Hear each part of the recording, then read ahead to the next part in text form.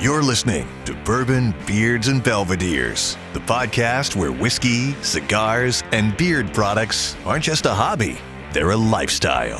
Hosted by Adam, Paul, and Jerry, three guys with real experience, full beards, and even fuller glasses. Each episode serves up thoughtful tastings, laid-back cigar talk, and honest takes on beard gear and beyond. From top-shelf pours to everyday essentials, this is the place where conversations flow as smooth as the whiskey. So, pour a glass, light one up, and enjoy the ride. This is Bourbon, Beards, and Belvederes.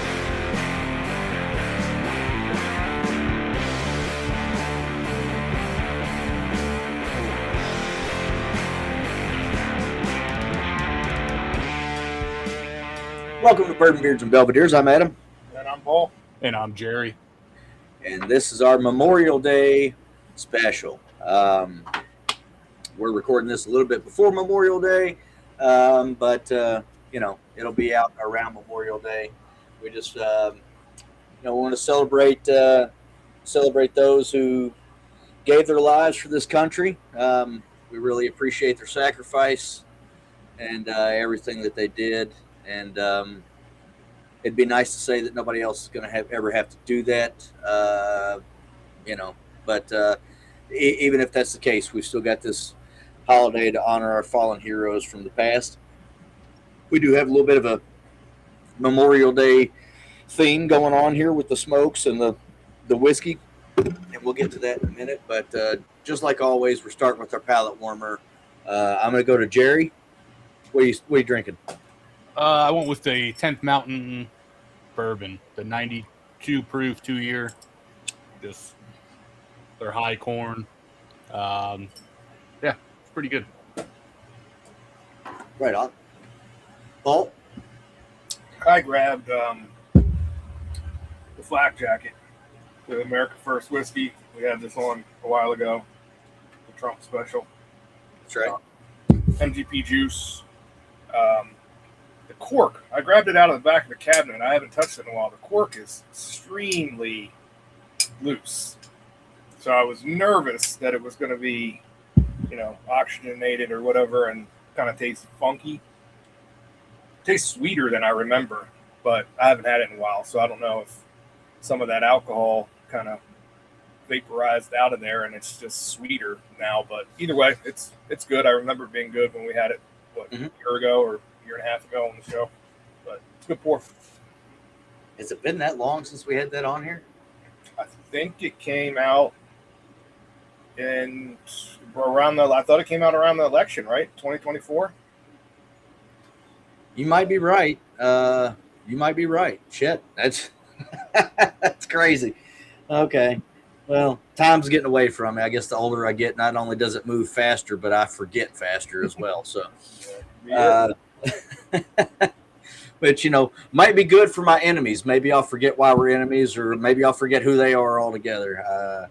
But anyway, I went with some Blantons. I happened to pick a bottle up the other day. Not something I typically really hunt. If I see it and I don't see anything else in the store that I want, and I can get it for a reasonable price, I'll go ahead and grab it.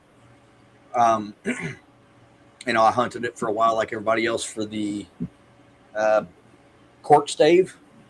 And that's I've had mine for a few years now. So it's not something I typically pick up. But it is kind of one of those quintessential bottles that people typically have in a bourbon collection. And I had been without a bottle of Blanton's for a number of years, so I figured why not go ahead and grab one, stick it up there on that shelf and hardly ever touch it, and then I don't have to worry about picking one up again for a while. It's bourbon. That's nothing special. People hunt them for the staves and the bottle, and I think a little bit of the perception, of that comes along with having one or two in your collection. I do enjoy it when I drink it, but it doesn't blow my socks off or anything like that. So, but It's got all those notes you're looking for. It's nice and, you know, there's some sweetness, there's some leather, there's some oak. It's pleasant on the palate. So I'm always pleased, but never excited. Now, if I get my hands on some straight from the barrel, that might be a different situation. I've never had the opportunity to try that. And this being as, you know, as good as it is, I would imagine barrel proof Blantons would probably be pretty freaking tasty. Have you guys ever had the opportunity to try that? It's definitely better. Yeah, I hadn't found a bottle that was a reasonable price, but I had a sample sent to me, and Yeah. I remember thinking when I was drinking the sample, it was like, oh, this actually might be worth close to that secondary price. And then, you know, it's just tough to pay secondary, especially anymore when a lot of things are, as we were talking about before we started recording, a lot of things are coming back out of allocation and things like that. There's just going to be some special bottles, I think, that are going to stay in the secondary world. But a lot of the stuff over the last 4 or 5 years that we've seen sell for, you know, 3 to 10x of MSRP are now thrown out on the shelves at some of the big box stores as unallocated. So the ship is finally righting itself. Yeah, kind of backtracking a little bit on what you were saying there, Paul. You know, you got a sample, you haven't found a bottle. While you're here on that Saturday night after the tours are done, I'm going to take you to Jake's Cigar Bar. Jerry and I went there when he came in the last time, and you'll get to see. I mean, you'll get to see what we've been talking about. At least it's really nice. They've got a massive walk-in humidor. They got bottle shelves that go up so high. They've got a library ladder that zooms across. And they've got a bunch of shit. And it's really nice in there. They take good care of it, you know. So we'll go check that out. I'm sure there's some stuff in there that we can find to try, you know. So that'll be a good time. But yeah, I would definitely like to. I definitely hope to find a bottle of the straight from the barrel at some point. But if I don't, you know. Mm-hmm. All right. So this sample, I'm very excited about. Despite its bottom shelf image, not necessarily this, but the namesake at least, it remains one of my favorite whiskeys. The whole line, pretty much, from the true bottom shelf or all the way through some of the more expensive versions. I really, really like this. But I've not had this one. So, Paul, tell us what it is.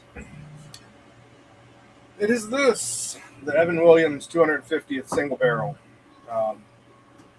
Evan Hill put out these 250th labels on 1783, the original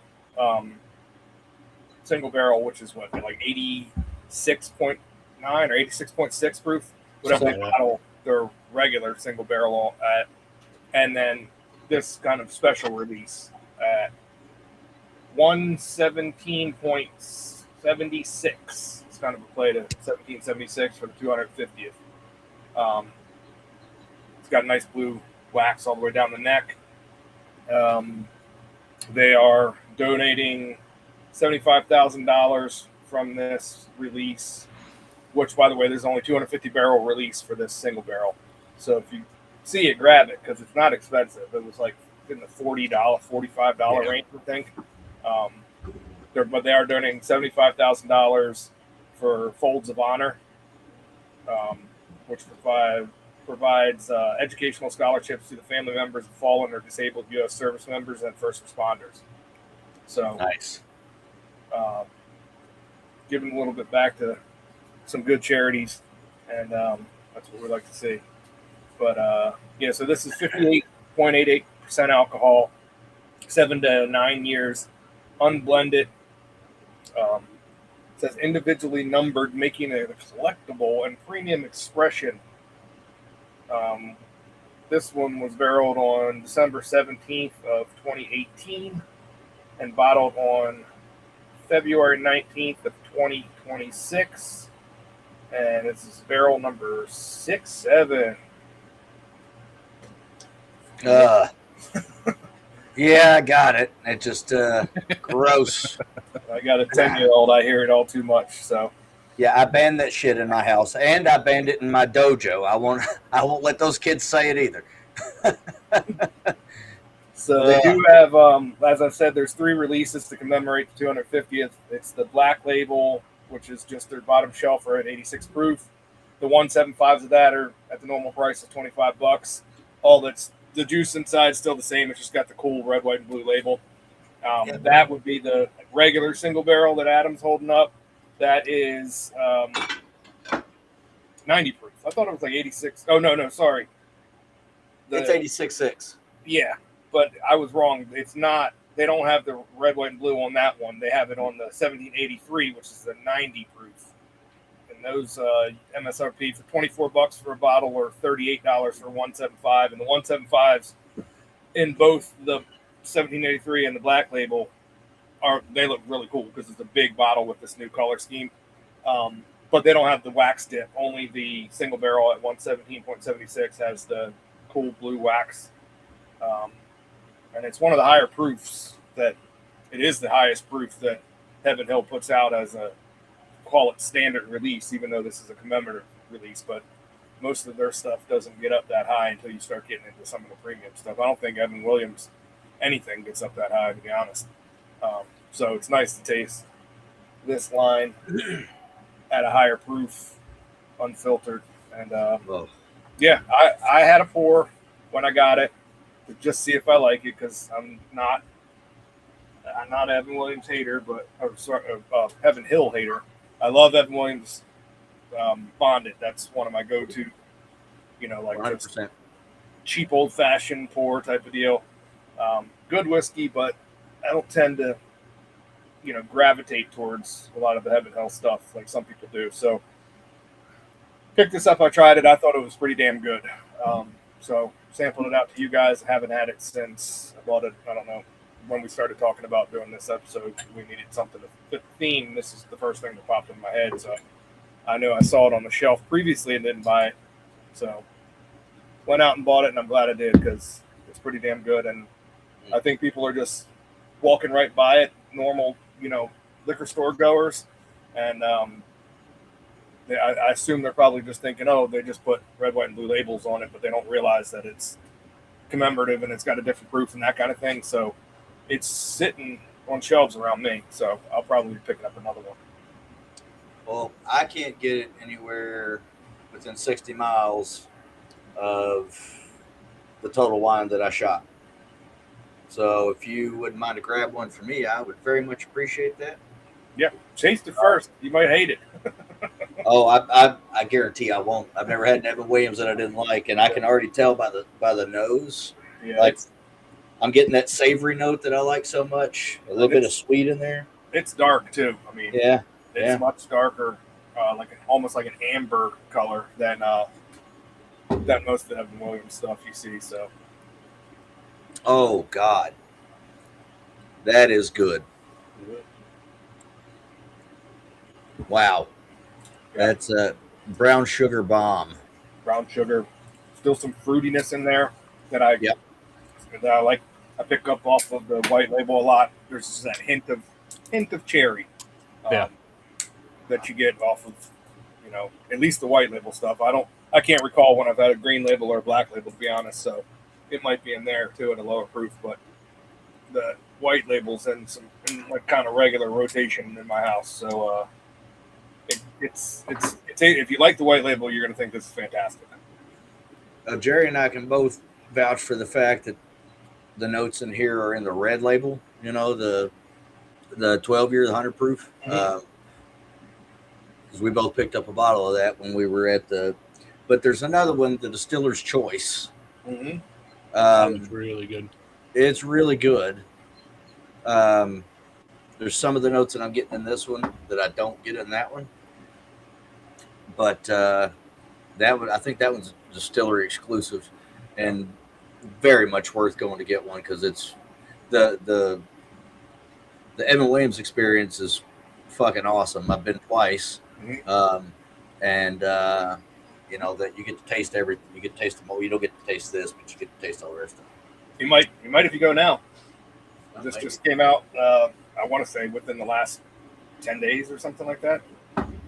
So, but yeah, no, it's pretty damn good. And I don't have MSRP. I can't remember, but I think it was like $40. Yeah, somewhere around there. So you can't go wrong with that. No kidding. Yeah. And like I said, I mean, it's that cool blue color, you know, like kind of grayish, dull blue. Just looks cool on the bottle. When that first hit the shelf, how many people do you think thought it was the 23 year? Probably. Then saw the $39.99 and was like, it's just a red, white, and blue label for the 250th, and didn't read that is actually something pretty special in that bottle. So I'm not going to tell anybody around here. I'm just going to keep buying it for myself, and I'll get you a bottle, Adam. You picked up a bottle, Jerry, or you said you have it around you though, right? Yeah, I could get it around me. Yeah, so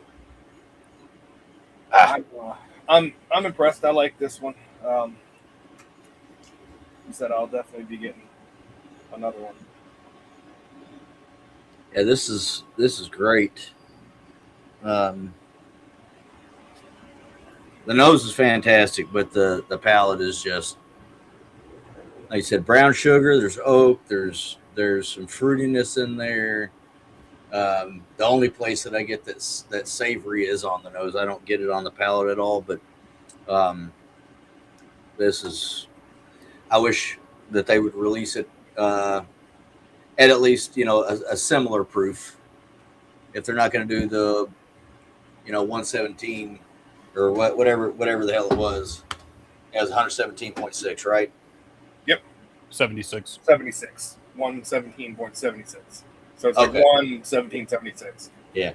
If they're not going to release it at that proof all the time, 115, something like that, seems like a nice round number to me. 115 proof, Evan Williams single barrel. That seems doable for a giant distillery. Especially when we're the bubble's kind of bursting as we were talking about, and things are tending to sit on shelves. Maybe keep the water out of some of these expressions and let us have a little bit of higher proof. Hell, we're only 7 years away from Heaven Hills and Evan Williams' 250th anniversary. Their first licensed distiller in Kentucky in 1783, hence the bottle that we were just talking about, Evan Williams 1783. So 7 years, and they'll be having their own little special release, hopefully, for their company's 250th, which is crazy to think about. That is oddly my least favorite of their lineup is 1783. Mm-hmm. Don't know why. I think it's just right there at the same price point as the Bottle and Bond, and you get 10 more proof points, and I don't get that hint of cherry note that I get out of the Bottle and Bond. So it's 10 proof points lower for the same price. I'm going to grab the Bottle and Bond every time. The Evan Williams Bottled and Bond 175 is, in my mind, one of the best values on the market. I mean, Yep. that is, it's incredible bourbon at 100 proof. Big ass 175, and you can get it for, I get it for $26. Yeah, it's like 30 around me, but it's like, it's two bottles plus a couple extra pours in a 175. If you think about it that way, you're getting it for $30. You're paying less than $15 a bottle. That's right. And and it gets on fridge door for me a lot of times for old fashions. You keep it cold and that ice doesn't dilute it. 100 proof is that's probably as low as I'll go to make an old fashioned is 100 proof, as long as the whiskey's cold first, so that ice doesn't start diluting it too quickly. But yeah, this one is a little step up above that, I think. Oh, Yeah. shit! This is on a different staircase. What are you talking about? This is amazing. Jerry, you've been largely quiet over there, probably because of my long-winded ass. So I'm going to shut up. No, it's that vanilla brown sugar. Get a little bit of that a cherry in there, maybe some leather or tobacco in there, and the palate or the nose just carries over on the palate. And then it's going great with this cigar too. So, full disclosure before you tell us about the cigar, I got a little bit confused on my days because you guys recorded on Sunday without me. Again, my apologies. The comedian ran over, whatever. Anyway, I smoked. I didn't realize it until I went to look for the damn thing, but I smoked it because I thought that's what you guys were smoking on Sunday. I got my shit all confused. So anyway, go ahead and tell her. I'll go last and tell everybody what I thought about it. So this is United Cigars Gold Star, but it's their limited edition from 2024. It's a 6x54 Toro, Ecuadorian Habano wrapper, Sumatra binder, Connecticut broadleaf, and Dominican fillers. There was 210 boxes of 20 produced. 25 of those were set aside so they could be signed by active and retired Navy SEALs. Those boxes were then sold at auction to raise money for Navy SEAL Museum, Trident House Charities, and Swim with a Mission.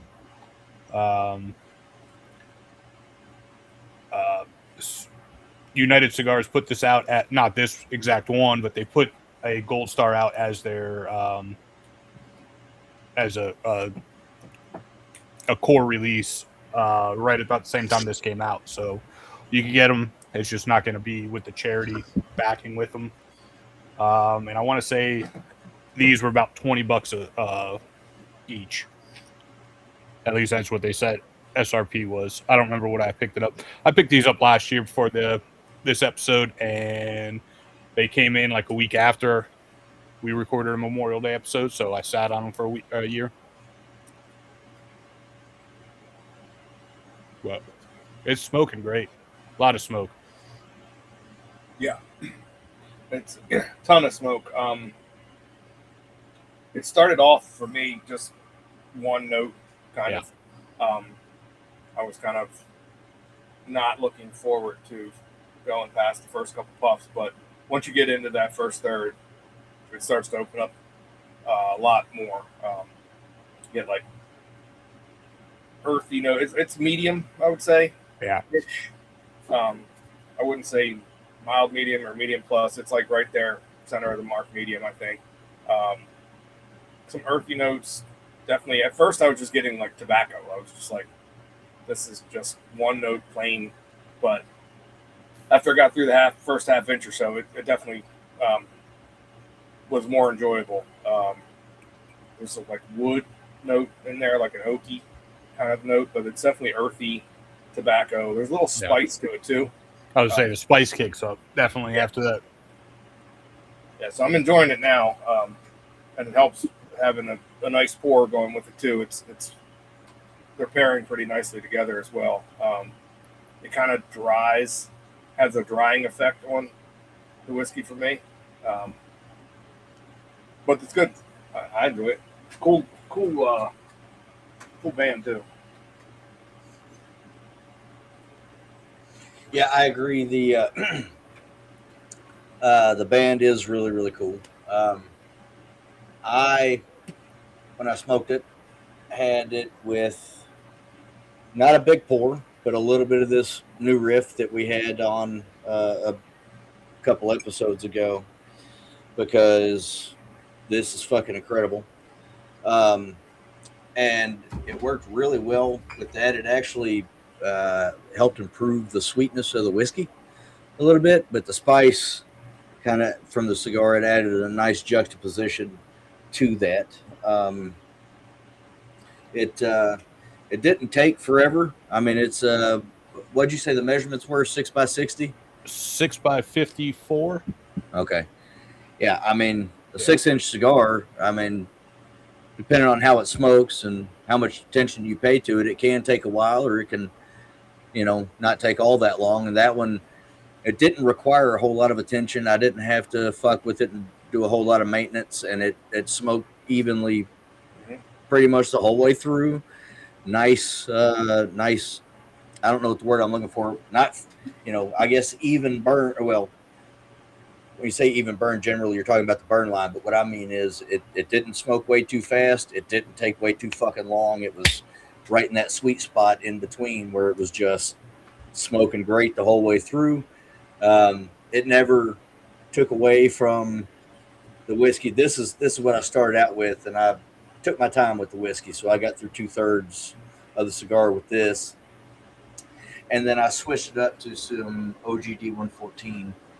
And it didn't really ever take away from any of the whiskeys, and neither of the whiskeys took away from the cigar, which is pretty much what you want.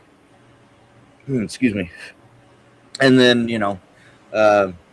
great backstory for the thing and all that good stuff. And I'll agree that it was right in that medium-ish area.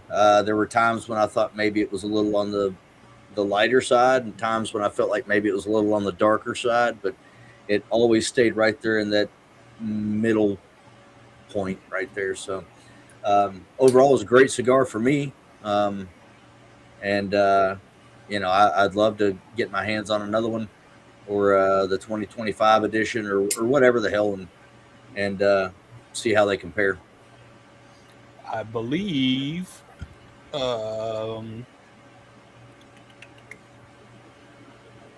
where is it? There it is.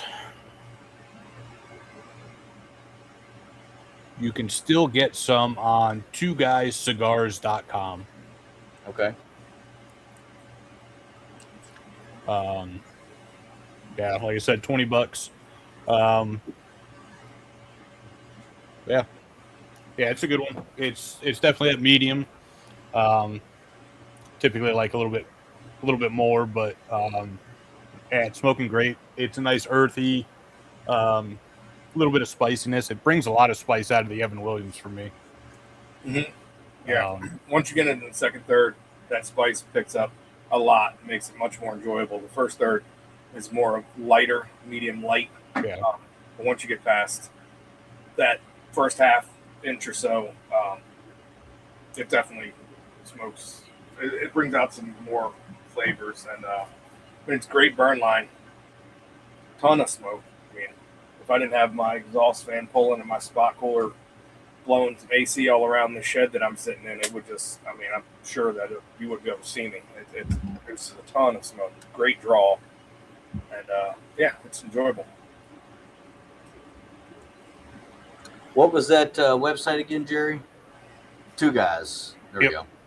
And then, ironically, as I was setting up, I just set up to record this and went onto Instagram to kind of look at the notifications. And United Cigars was live on Instagram, so I sat there and watched it for a minute. They have a new release coming out soon called the Firecracker, I believe, and it comes in 12-count tins. And on one side it says "Home of the Brave," and on the other side, upside down.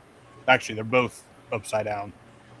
It says "Land of the Free." That's because when you take the cigars out, flip it upside down, you put notches in the tin, and it's a ashtray. Oh, nice. So, let me see if I could.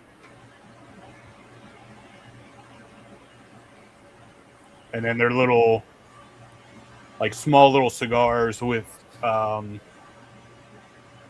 we go.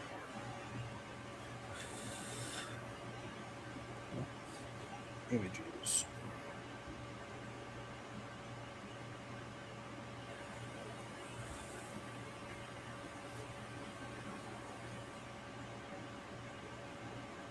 Nope, wrong. There we go. That's badass. That's it flipped upside down. So you have a little ashtray, and on the other side it says "Home of the Brave." That's definitely cool. I'm gonna have to get one of those just for the tin. And then I don't know how much that's coming through, but you got your little fuse on the. That's awesome. Yeah. So, and it's cool little band. Yep. Looks like fireworks. Yep. So, yeah, those are going to be 3.5 by 50. Habano wrapper, grown in Mexico, covering a Dominican binder and Dominican and Nicaraguan fillers. Each cigar has a SRP of $9 and is packaged in a 12-count tin, but they don't say how much the tin is. Probably, but yeah, there's the picture of the tin normal. Yeah, so it's pretty sweet. Pretty sweet little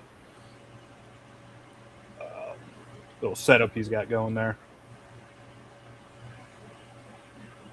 So yeah, definitely be keeping an eye out for those and seeing about grabbing some of those. Yeah, it's a good one. Good cigar and a good celebrate Memorial's Day. Yeah, I mean, cheers to those that gave for us, right? Yep. That's what it's all about.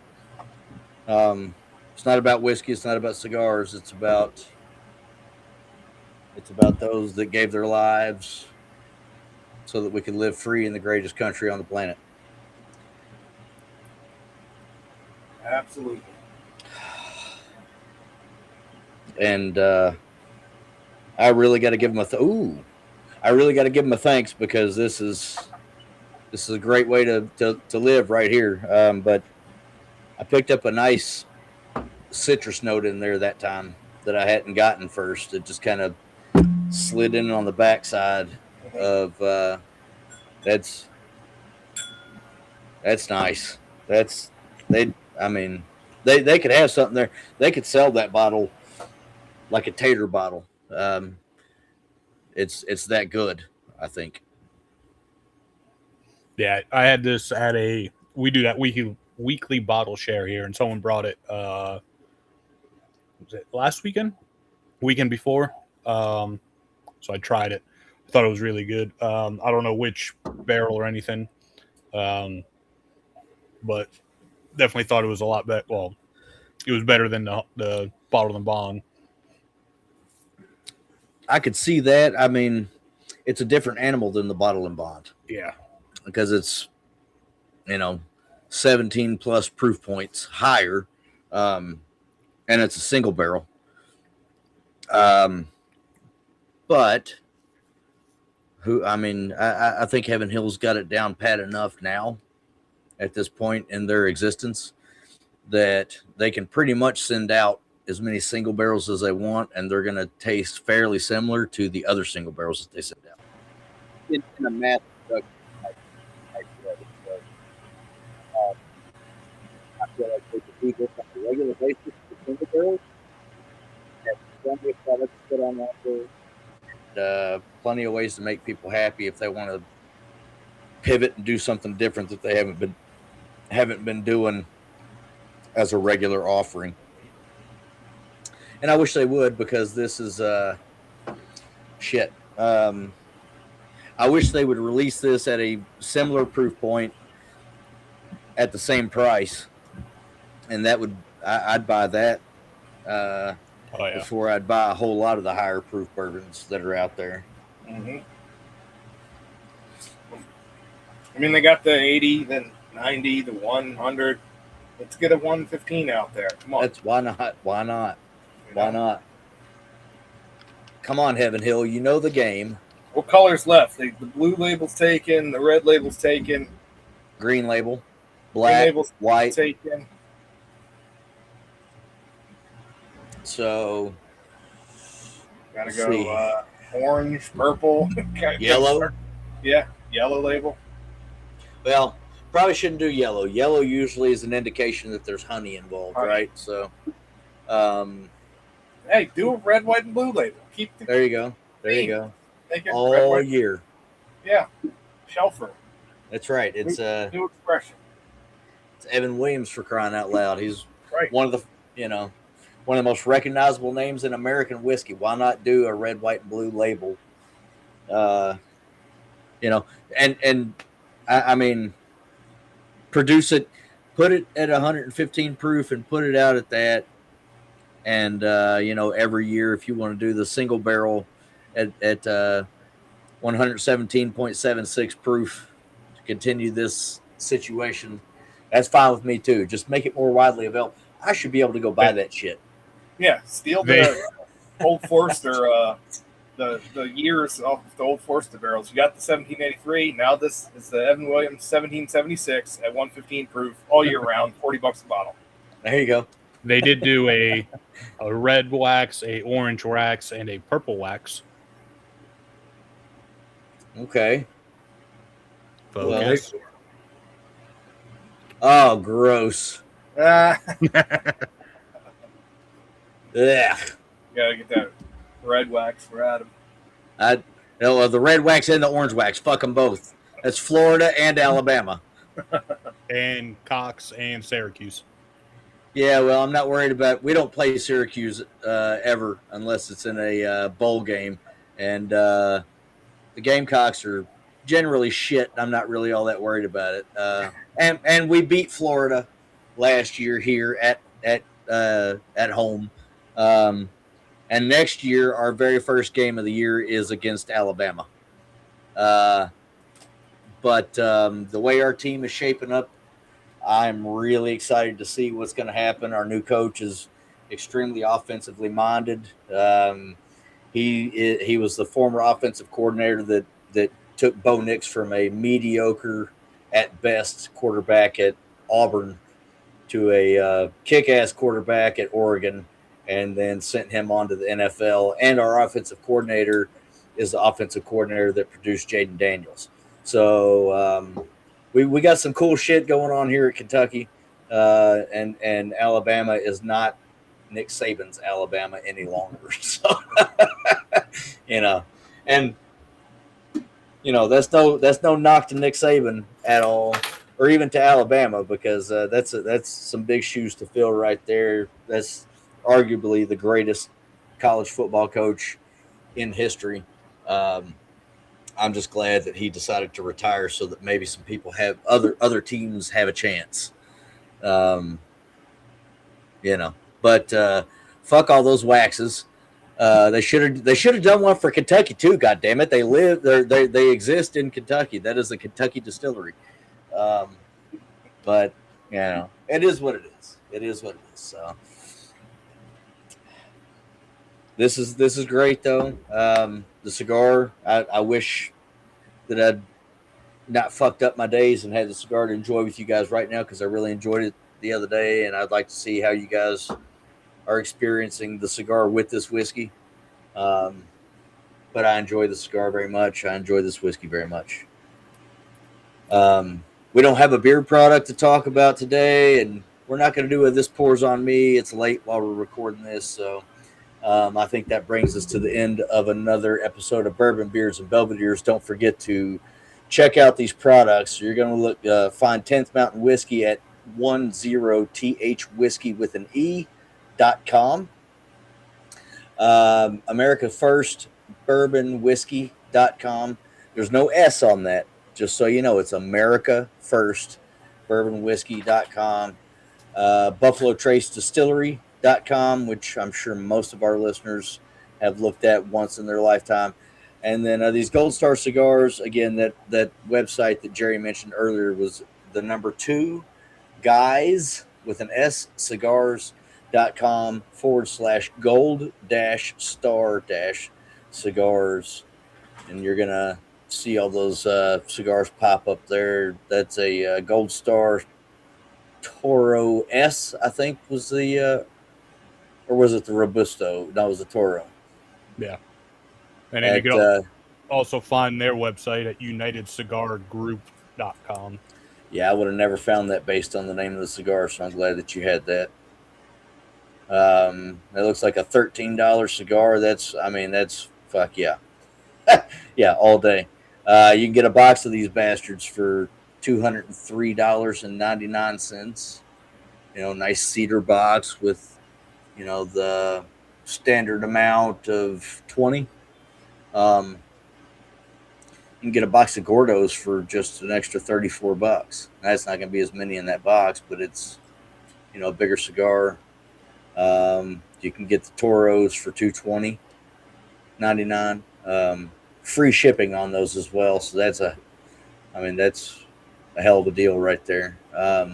Especially if you're somebody that likes to have them by the box. Generally, I do. But I haven't bought a box in a long time because my humidor is huge and full. Paul, did you pull your fucking humidor out of the box yet? It's I'll show you. It's in my shed, but it's my bottle shelf. So yeah, that shit. It's on my to-do list. For the last year. Yeah. It's not real expensive, but it's a fairly expensive piece of equipment to still just be sitting in the fucking box. Just sitting here holding up a bunch of whiskey. Well, at least it's getting some use, whatever that use may be. I'd say just run an extension cord, bury that motherfucker, and plug it up in your shed right there. You're already out. That's where you're going to be to smoke them anyway, right? So, I thought about it, but the fluctuations in this damn shed with temperature, especially in the summer, I don't think it'll, work right. So I just need to find a spot in the house for it. I can actually say that the temperature fluctuations, between your shed and my garage, are going to vary, yes, because my garage is somewhat climate controlled. Mm-hmm. I say somewhat because that vent right there is my climate control in this garage. So that and insulation. So, but it does get very warm in here in the summer, especially if that door's open, and it gets very, very cold in here in the winter. And that motherfucker, there were times in the winter when the humidity got a little bit too high in there, and I had to take a couple cigars that were molded out and toss them in the trash because it was doing its job so well. So basically, what you're going to find when you open that box, because you bought the same one that I did, I think, right? Yeah. So it's got a little tray that comes with it, and you put distilled water in that tray, and then you set it in there. You've got some controls with the digital readout up at the top, and you set the humidity to what you want. And then you put that water in there and let it do its job. But if you don't open it every now and again, the humidity is going to build up in there and be higher than what you set it for. So you're going to have to get into it every now and again. But as long as you do and you put water in there, it's good to go. Maybe I'll do that. Maybe I'll try. I didn't think it would function properly out in this heat in the summertime and extreme cold in the winter. But like you said, it's just holding up whiskey now. What's it going to hurt? Worst case, I lose a few cigars. But I do have that, what's it called? The Govee, I think it's called. Mm-hmm. Where it's that little puck that's in my humidor inside right now that'll send me alerts if I go with it outside of certain ranges that I set. So I could always just put that in here. If humidity starts going up too high, I'll come out here and fix it. That's what I would do. And what I do whenever mine gets a little too high, I just pull that tray out and leave it out for a day or two. Mm-hmm. And just let them, exist inside there with the setting as it is, and then that's it. It's a badass little thing. So that sounds like a project for me for next weekend, because this weekend I'll be joining you in Kentucky, and so that's right. Maybe next weekend I'll clean the shelf off here in this packed shed of tools and get that hooked up. And And this is where I do want it. This is where I smoke cigars. Yeah, because right. I have a spot cooler right next to me and a heater right behind me, so I control the temperature while I'm in here. Right. So this is where I enjoy my cigars.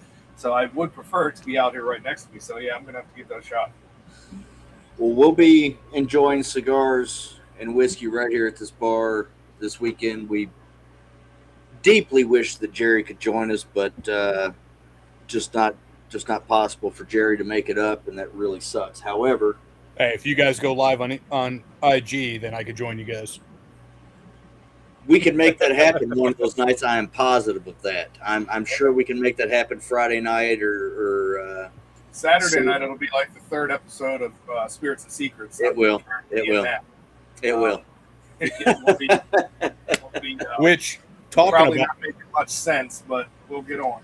Talking about that, if you guys joined into the Real Smoke podcast, their last episode last week, they did a conspiracy episode.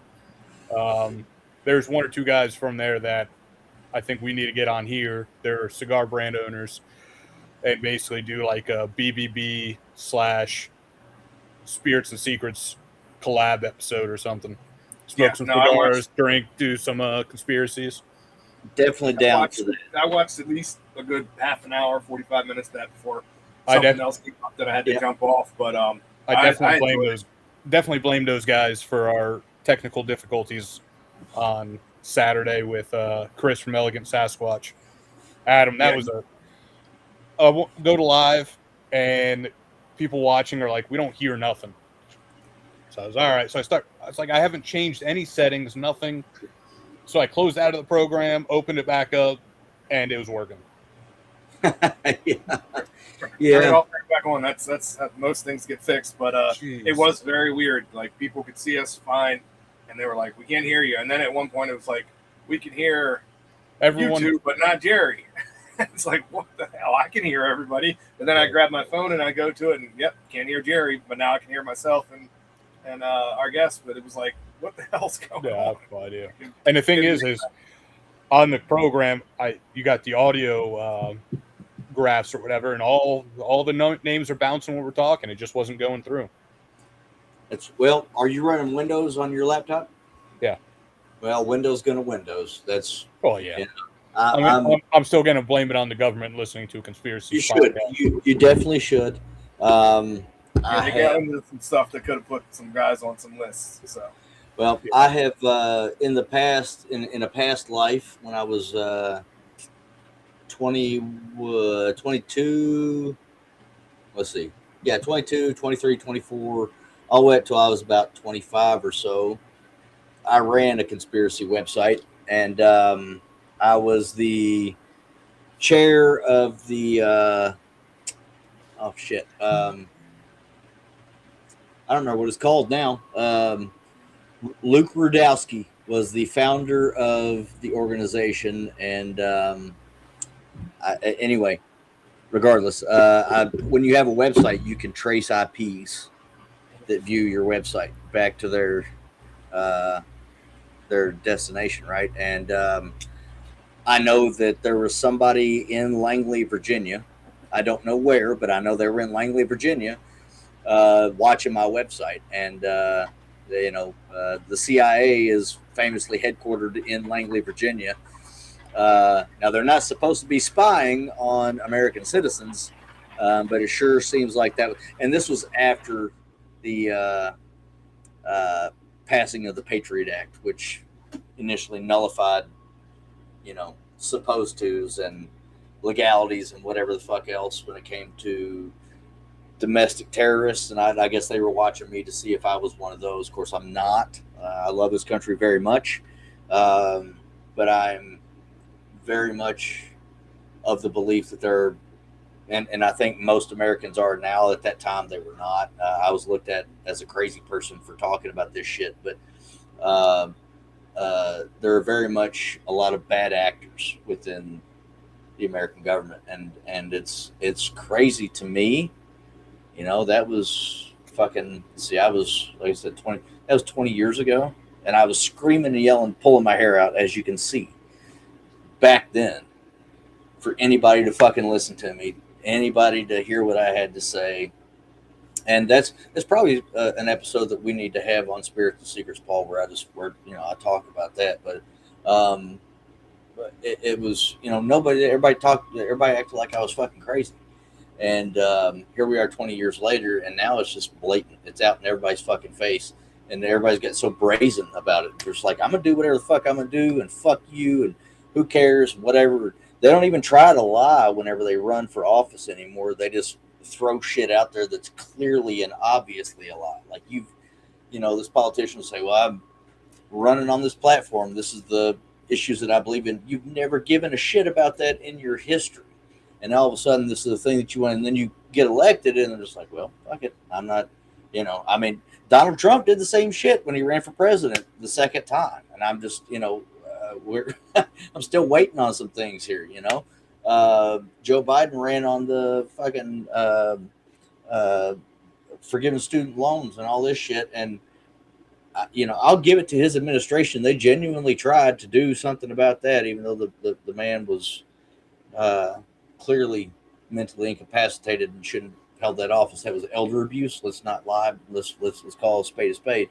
But it seems like we live in the upside down politically, and that is a fucking problem for me. And would I vote for Donald Trump the third time if I could go back and do it over again? I don't know.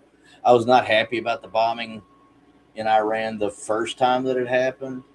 The second time, I'm still not real happy about it, but I am glad that the Ayatollah's dead, because he's, just a piece of human shit. But I think there's another way to make that happen. I don't know. I don't know. Just the whole situation is fucked up, and I really don't know where to go with it anymore. But again, I've been talking about this shit for 20 fucking years, and nobody would listen, and now it's just right in their fucking faces. And I see people posting these memes all the time about it'll say, like, people finding out the conspiracies, this conspiracy is real or whatever, and there's people running around screaming at the top of their lungs. And it says me 20 years ago, and there's a dude standing there just drinking out of a straw, looking at people like, that's how I feel. And it's cool to see, Paul and I got to talking about this shit years ago, after the blue collar hangouts and whatnot, and we'd stay on for hours.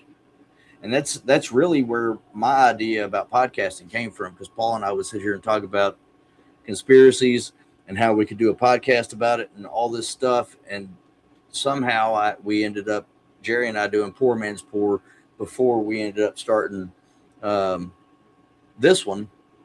And then I was like, hold on a minute, Paul, Jerry, y'all want to do a conspiracy podcast? And Jerry's like, I can't commit time to that.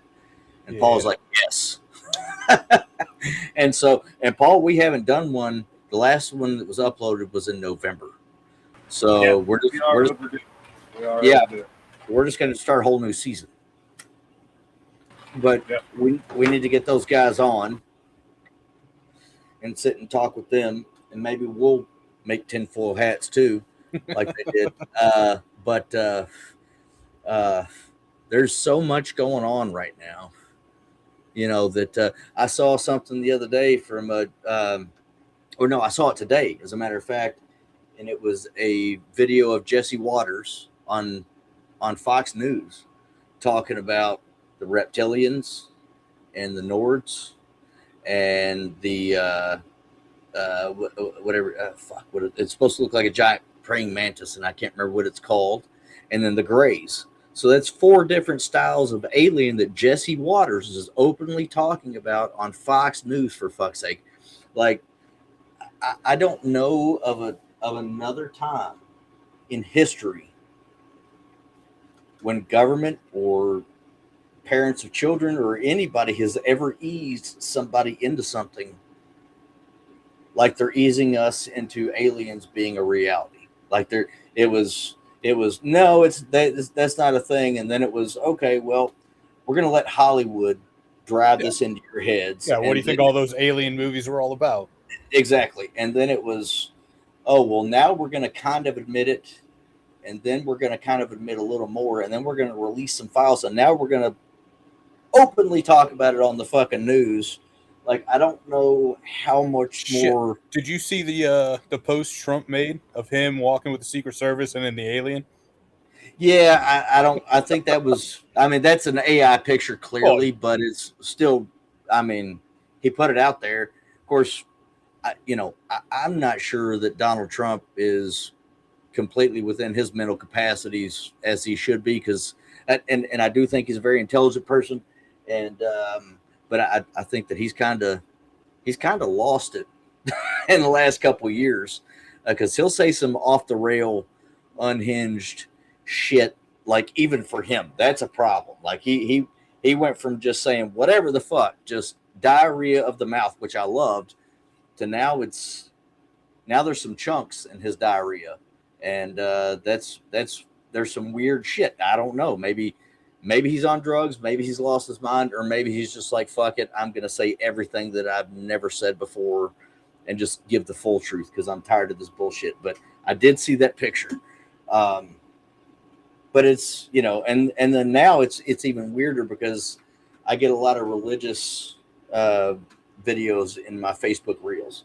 I am a Christian, and I do subscribe to a couple individuals on Facebook, and the one in particular that I'm talking about, his name is Josh Howerton. He's from Kentucky. He built a church down in Nashville, and then he moved to Texas, and he's got a really big church there. And he explains the Bible in very real and understandable ways. He's really, really good. And lately he's been putting out videos where he's talking about the fact that aliens are demons. Now, I don't think that that's necessarily impossible, but I go back to my human way of thinking, of course, because I am human, and I just have a hard time understanding why God, in his infinite wisdom, would create the entire universe, which has ends that cannot be seen by even our most powerful telescopes, if we are to be his favored and only creations, with the entire universe just us. And the angels, demons, are just fallen angels. And I do understand that I have a tiny human mind, and I'm not meant to understand everything that God does. But I don't think, it doesn't make sense to me that he would have created the entire universe just for us, the angels and the demons. We're not meant to understand everything God does, therefore we can't necessarily think up, ways for God to use up all this space. You know what I'm saying? And it also talks about it was Enoch. He was taken up into the third heaven. He saw the first heaven was the skies, the second heaven was space, the third heaven was beyond, which is where God and the angels exist. And so if God and the angels exist in the third heaven, and the second heaven was space, and space is what we're talking about here, where the aliens come from, there's absolutely no reason for anybody to say that they are angels nor demons, because they come from way out there, parts that we can't access because we're not technologically advanced enough. So I personally believe that there are other races out there. I believe that God created other races for whatever reason, and they're out there. And I think they're here. I do think they're here. So, but I'm getting off on I got real deep into a tangent there that has nothing to do with this show. Jerry, you sent me down this rabbit hole. You're welcome. But anyway, yeah, check out these products. These are all great products, and all very much worth your attention. Thank you both for these samples and cigars, and it was great. as always, want to encourage you to support veterans, local veterans, veterans of FAR, active duty military members, LEOs, firefighters, first responders, nurses, doctors. They're all out there making sure that we're free and alive, and they deserve our support. Make sure to support children in your community. Watch out for them. Help keep them safe. Like I always say, and will continue to say every time I look at the news or Facebook or anything like that, there's something new and horrible that's happened to a child somewhere. And the most vulnerable amongst us deserve our protection. So let's make sure that happens. And then make sure to say a prayer and have a pour in memory of those who gave their lives for this incredible country.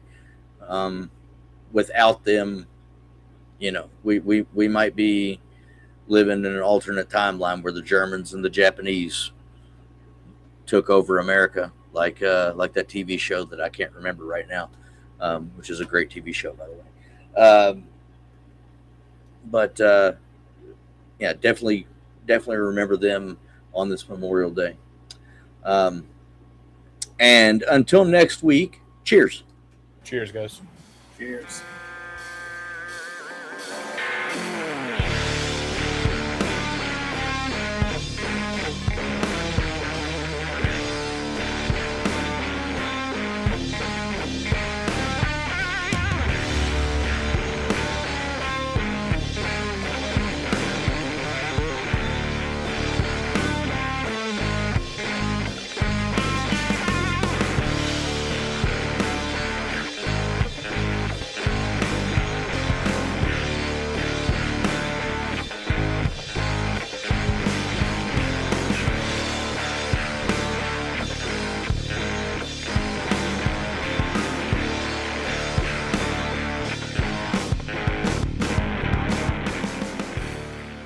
Bourbon Beards and Belvederes is produced by Adam Bolden, Paul Rousseau, and Jerry Ullman. Edited by Jerry Ullman. Music by Ryan Johnson. You can find all of our links on our website at bourbonbeardsandbelvederes.com and at beacons.ai/Bourbon Beards and Belvederes. As always, enjoy your bourbon and cigars responsibly. Cheers.